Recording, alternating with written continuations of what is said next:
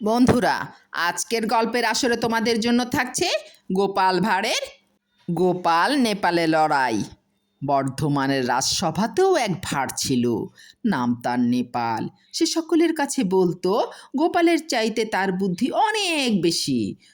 গোপালকে একবার সামনে পেলে সে তাকে বোকা বানিয়ে দিতে পারে কি না পারে দেখা যাবে একবার।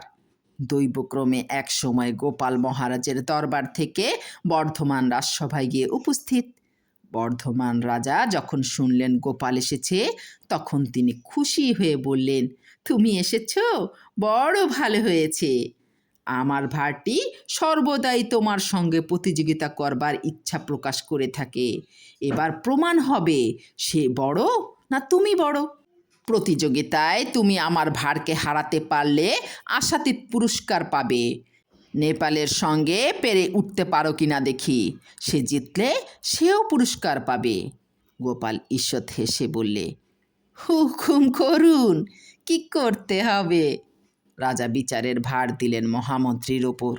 বিজ্ঞ মহামন্ত্রী গোপাল এবং বর্ধমানের ভার নেপাল দুজনকে ডেকে বললেন, তোমরা প্রত্যেকেই 3 জন করে লোক সংগ্রহ করবে ও তাদের কাল সকালে রাজসভায় হাজির করবে। ওই 3 জনের ভিতর একজন হবে দরিয়ার এপারের লোক, একজন ওপারের, আর একজন মাঝ দরিয়ার লোক। যে আজ্ঞে বলে গোপাল এবং বর্ধমানের ভার নেপাল দুজনেই বিদায় নিলে। নেপাল ভাবল, এবার আমি গোপালকে ঠকাবো।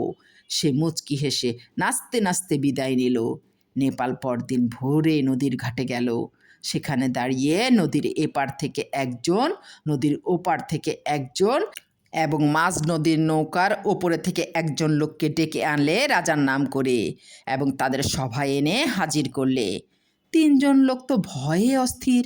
আমরা কোনো দোষ করিনি বাবু, আমাদের কেন রাজসভায় নিয়ে এলেন? আমাদের কি দোষ ধরে নিয়ে এলো? গোপালও যথাসময়ে রাজসভায় এসে হাজির হলো। তারও সঙ্গে 3 জন লোক। একজন তার ভিতর ভট্টাচার্য ঠাকুর, একজন সন্ন্যাসী, একজন নারী। তাদের নিয়ে সে সভার একপাশে চুপ করে বসে রইল।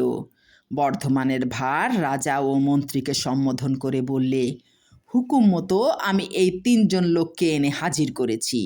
প্রথম লোকটি ছিল নদীর এপারে, দ্বিতীয় লোকটি ছিল নদীর ওপারে, আর এই তৃতীয় লোকটি মাঝ নদীতে নৌকার ওপরে ছিল। যদি বিশ্বাস না হয় এদেরকে জিজ্ঞাসা করে দেখুন আমি সত্য বলছি না মিথ্যা বলছি, ওরাই সে কথা বলবে। তারপর গোপালকে বলা হলো সে যাদের এনেছে তাদেরকে সামনে উপস্থিত করার জন্য। গোপাল জানালো এদেরকে বহু কষ্টে অনুনয় বিনয় করে রাজসভায় উপস্থিত সে করেছে। কেউই প্রথমে রাজসভায় আসতে চায়নি। বিশেষ করে সন্ন্যাসী ঠাকুর কোনো মতেই রাজসভায় আসতে নারাজ। গোপালের কথাবার্তায় সন্তুষ্ট হয়ে উনি রাজি হয়েছেন।